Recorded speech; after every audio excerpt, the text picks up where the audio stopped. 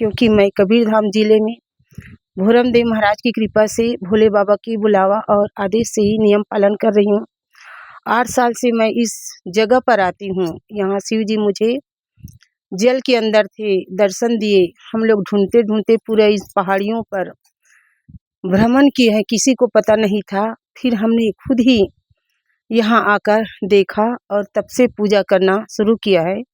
और सदैव ही हमारे दरबार तपस्या केंद्र में जो भी आते हैं उन सबको लेकर आते हैं, सभी का कष्टों का कल्याण होता है। ये बहुत महत्व में महादेव का विराजमान हुआ है। ऐसे जगह और सागर संगम जैसे महत्व पर मेरी माँ भी आती थी।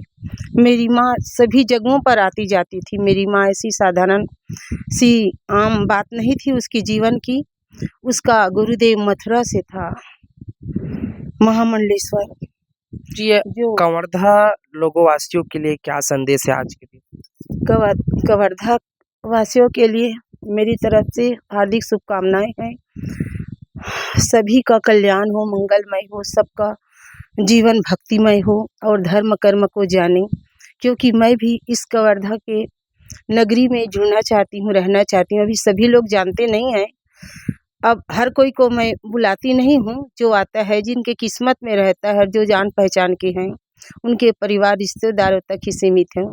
जैसे चारों राज्यों में घूमी वैसे सब जानते, अब तो जान भी चुके हैं। क्योंकि इस कबीर धाम में मेरा माँ का धाम बनना इसलिए ज़्यादा जरूरी है कि मेरी माँ का निधन हुआ है और शिव जी के दरबार से होकर भोरम देव के बड़े बड़े पंडितों ने और पुजारियों ने मुझे सदैव रास्ता दिखाया है, सहयोग किया है। मैं अपनी माँ के जाने के बाद इस बीच रास्ते में क्या करूँगी ऐसा सोच में टूट चुकी थी। लेकिन पंडित जी ने बताया कि बनारस में शिव जी की शरण में शिव भक्ति है तो जाना है करके। जी। तो मैंने